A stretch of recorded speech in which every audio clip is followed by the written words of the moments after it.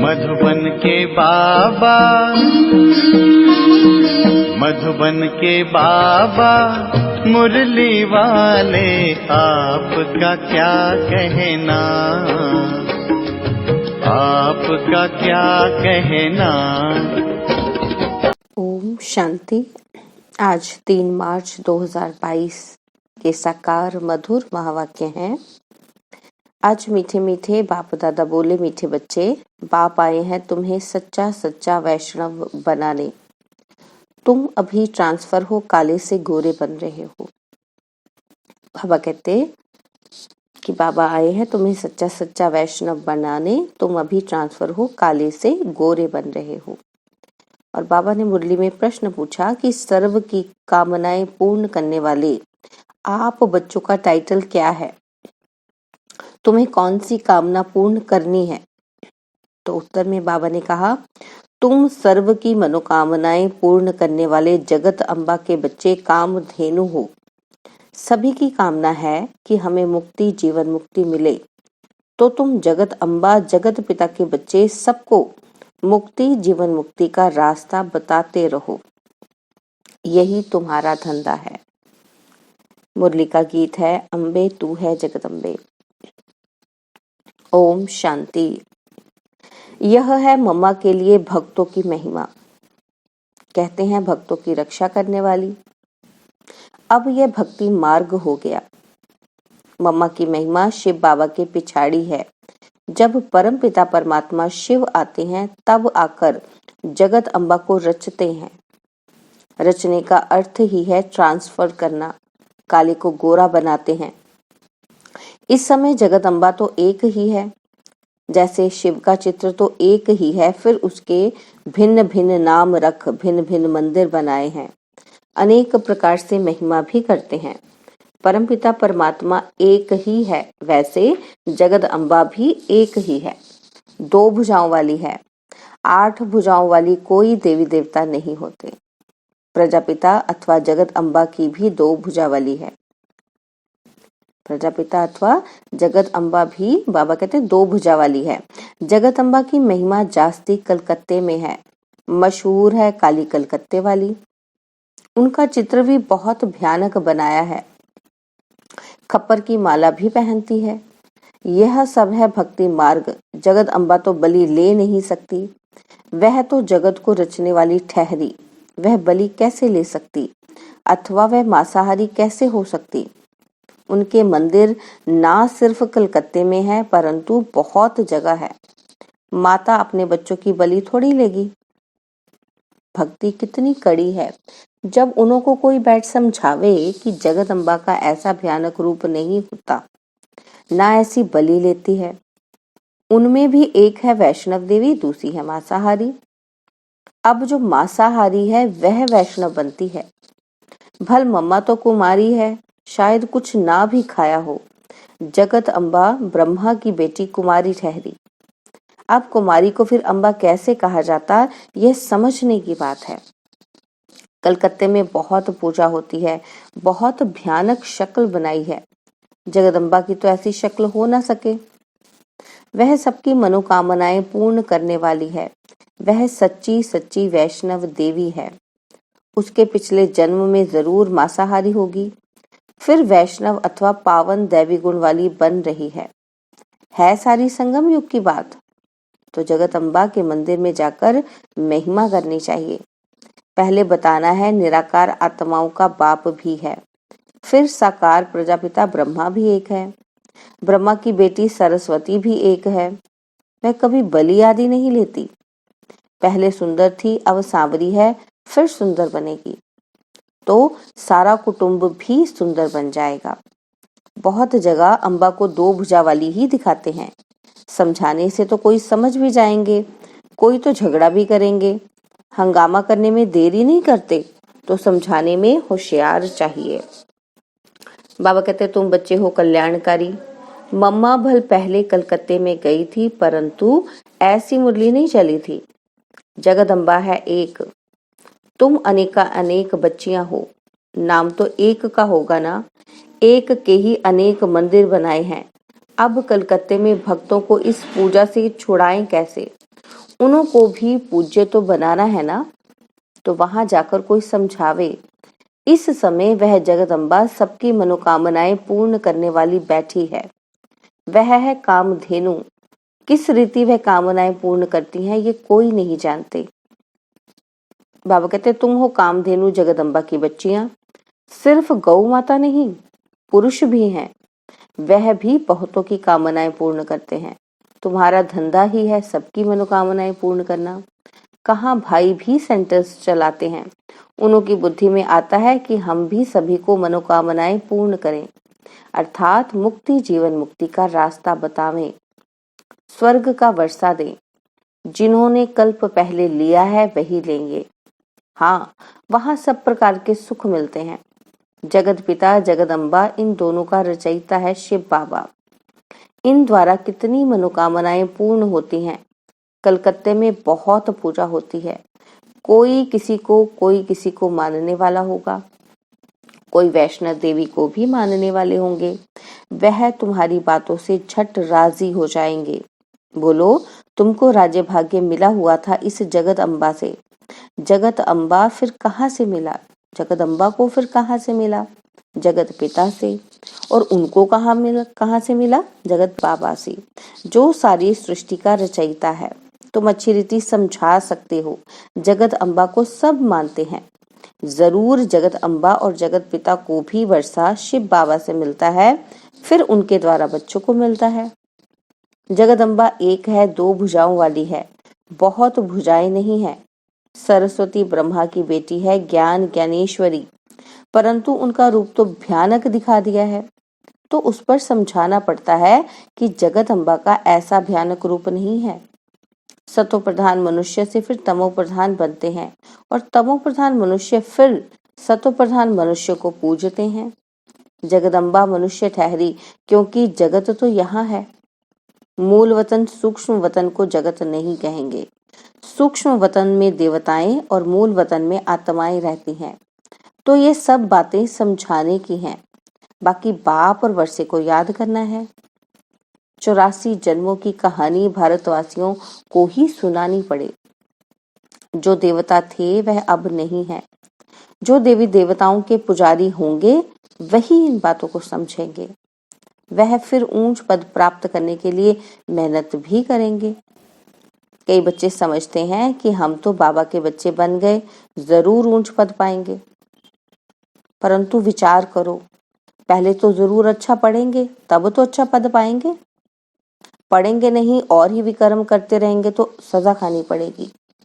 और दूसरा, फिर जाकर नौकर चाकर दास दासियां बनेंगे, क्योंकि विकर्मों का बोझा बहुत है। जन्म जन्मांतर दासी बने, पिछाड़ी में पद पाया तो क्या हुआ? इससे तो प्रजा को बहुत धन मिलता है। वह किसी के दास दासियां नहीं बनते।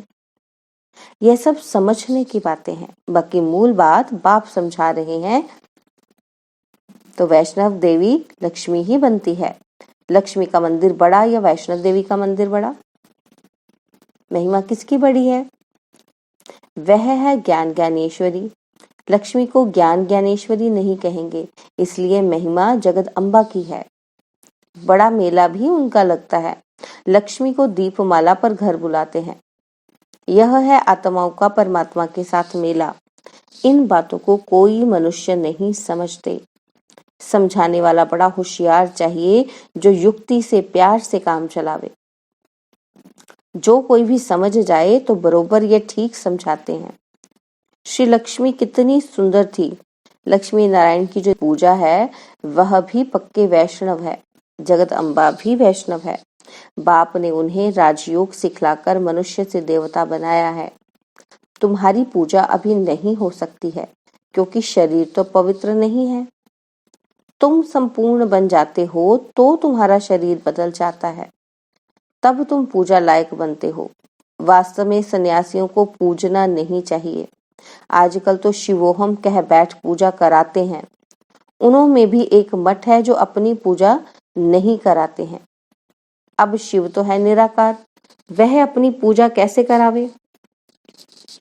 देखो, शिव बाबा इसमें आते हैं तो अपनी पूजा थोड़ी कराते हैं। बाप तो आकर पुजारी से पूज्य बनाते हैं। पूजा करना कैसे सिखलाएंगे? शिव बाबा कुछ भी करने नहीं देते। कहते हैं राम राम भी मुख से नहीं कहो, केवल बाप को याद करना है। याद करना कोई जाप नहीं है।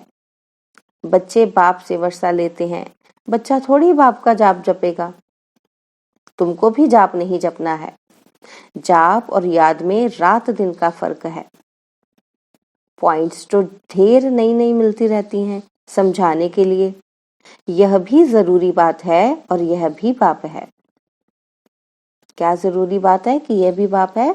यानी कि ब्रह्मा भी हमारा बाप है। इनसे मिलता है बेहद का वर्षा और लौकिक बाप से मिलता है हद का वर्षा। ब्रह्मा के द्वारा हमें वर्षा मिलता है बेहद का और लौकिक बाप से ये मटेरियलिस्टिक दुनिया का वर्षा मिलता है। इस पारलौकिक बाप ने कल्प पहले भी वर्षा दिया था, अब फिर देने आए हैं। बुद्धि में सारा ज्ञान फिरना चाहिए जिससे मनुष्य देवता बन जाए। देखो, ज्ञान मार्ग में समझाने की बड़ी मेहनत चाहिए जिससे मनुष्य की जीवन हीरे जैसी बन जाए। दुखी तो बहुत हैं, एक दो में लड़ते रहते हैं। बाप आकर ईश्वरीय संप्रदाय बनाकर फिर दैवी संप्रदाय बनाते हैं, इसलिए लड़ाई झगड़े की बात ही नहीं। ईश्वरीय दरबार में कोई आसुरी रह न सके। मूत पलीती कपड़ों को यहाँ बैठने का हुक्म नहीं है। बाप समझाते रहते हैं, बच्चे कभी आपस में लड़ना झगड़ना नहीं। सतगुरु का निंदक ठौर न पाए, यानी सतयुग में ऊंच पद नहीं पाए। सतगुरु जो स्वर्ग का मालिक बनाते हैं उनकी निंदा करें तो ऊंच पद पा न सके। यह है सारी यहाँ की बात। परंतु वह अपने ऊपर ले गए हैं और मनुष्यों को डराते रहते हैं। यहाँ तो पूरा पवित्र बनना है। वह गुरु कर लेते हैं लेकिन पवित्र नहीं बनते हैं। गृहस्थी को गुरु बनाने से कोई फायदा नहीं। यह है प्रजा का राज्य, फिर दैवी राज्य बनाने वाला समर्थ चाहिए। बाबा आया है आसरी दुनिया को दैवी बनाने। दैवी धर्म की स्थापना हो जाएगी, बाकी सब धर्म वाले खत्म हो जाएंगे। कहते हैं भगवान आकर फल देंगे। इससे सिद्ध होता है कि कोई भी निर्वाण धाम में जा नहीं सकते। बाप ही आकर राजयोग सिखलाते हैं। बाप कहते हैं मैं तुम्हारा परम पिता परमात्मा हूँ, मेरे में ही सारा ज्ञान है, मेरे को ही पतित पावन कहते हैं। मैं ही तुमको राजयोग सिखलाता हूँ। तुमको फिर औरों को सिखलाना है। समझाने वाले सब एक जैसे नहीं हैं। तुमको नोट करना चाहिए। अच्छा भाषण करने वालों को भी सब पॉइंट्स उस समय याद नहीं आती है। बाद में ख्याल आता है यह सुनाना चाहता था। नोट जरूर करना है, परंतु ऐसे भी नहीं कि नोट करके फिर छोड़ दें, पढ़े ही नहीं। धारणा तब होगी जब श्रीमत पर चलेंगे। सुबह अमृत वेले उठकर बाबा को जरूर याद करना है, फिर पॉइंट्स रिपीट करें, औरों को सुनावे, तब ऊंच पद पाएं। राजा बनना कोई मासी का घर नहीं है, समझा? मेहनत करनी है। अच्छा, मीठे मीठे सिकिलदे बच्चों प्रति माता पिता बाप दादा का याद प्यार और गुड मॉर्निंग। रूहानी बाप की रूहानी बच्चों को नमस्ते। हम रूहानी बच्चों की रूहानी बाप दादाजी को दिलवा जान सिकवा प्रेम से नमस्ते। ओम शांति। प्यारे बाबा, मीठे बाबा, मेरे बाबा, शुक्रिया बाबा, शुक्रिया बाबा, शुक्रिया बाबा। धारणा के लिए मुख्य सार है। पहला पॉइंट है पूज्य बनने का पूरा पुरुषार्थ करना है, अपनी पूजा नहीं करानी है। आत्मा और शरीर दोनों पवित्र होंगे तब ही पूजनीय लायक बनेंगे। और सेकंड पॉइंट है होशियारी से समझदार बन, कल्याण की भावना रख सेवा करनी है। दैवी गुणों वाला सच्चा वैष्णव बनना है। अब बाबा ने वरदान दिया, परमात्मा प्यार में धरती की आकर्षण से ऊपर उड़ने वाले माया प्रूफ भव। परमात्मा प्यार में धरती की आकर्षण से ऊपर उड़ने वाले माया प्रूफ भव। परमात्मा प्यार धरनी की आकर्षण से ऊपर उड़ने का साधन है। जो धरनी अर्थात देह अभिमान की आकर्षण से ऊपर रहते हैं उन्हें माया अपनी ओर खींच नहीं सकती। कितना भी कोई आकर्षित रूप हो, लेकिन माया की आकर्षण आप उड़ती कला वालों के पास पहुंच नहीं सकती। जैसे रैकेट धरनी की आकर्षण से परे हो जाता है, ऐसे आप भी परे हो जाओ। इसकी विधि है न्यारा बनना व एक बाप के प्यार में समाये रहना। इससे माया प्रूफ बन जाएंगे। स्लोगन है, स्वस्थिति का ऐसा शक्तिशाली बनाओ जो परिस्थितियां उसे नीचे ऊपर न कर सकें। स्वस्थिति को ऐसा शक्तिशाली बनाओ जो परिस्थितियां उसे नीचे ऊपर न कर सकें। आज अनमोल ज्ञान रत्न दादियों की पुरानी डायरी से पढ़ेंगे। लिखा है, ज्ञान ही खुशी का फाउंडेशन अथवा धुर है, जिस फाउंडेशन पर ही सारे जीवन रूपी झाड़ का मदार है। अगर फाउंडेशन पक्का नहीं है तो वह खुशी अल्पकाल के लिए हो जाती है। जैसे मायावी मनुष्य कहते हैं कि हम खुशी में हैं क्योंकि हमारे पास सब धन पदार्थ मौजूद हैं, परंतु जानते हैं कि उन्हें सर्वदा के लिए स्थायी खुशी नहीं रह सकती, क्योंकि उनके पास ज्ञान का फाउंडेशन ही नहीं है। यह तो ऐसे ही हुआ जैसे कोई साहूकार किसी फल का माल निकाल आपे ही खा लेवे और उसका छिलका फेंक देवे। जिसे कोई गरीब उठा ले उसे खुशी हो कि मेरे पास भी माल है, परंतु वास्तव में माल मालिक खा जाता है।